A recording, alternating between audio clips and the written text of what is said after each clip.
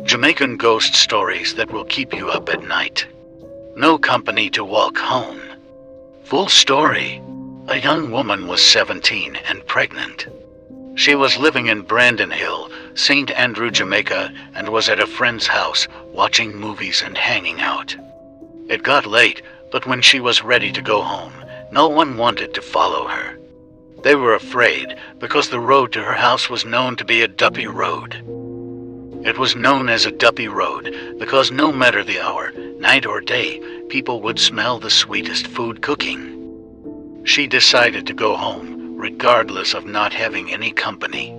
Halfway to her house, she saw what looked like a man dressed in full white coming from up the road.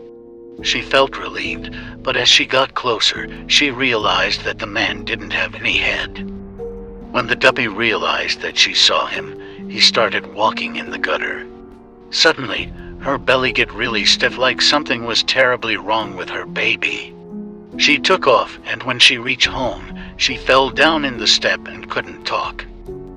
Her mother quickly put some salt under her tongue and rubbed her belly with olive oil.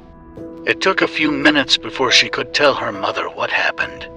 Her belly felt like it was bursting to how stiff the baby got. After a little while, her belly felt okay, but she never walked alone at night again. Follow Jamaican True Stories on YouTube. Link in bio.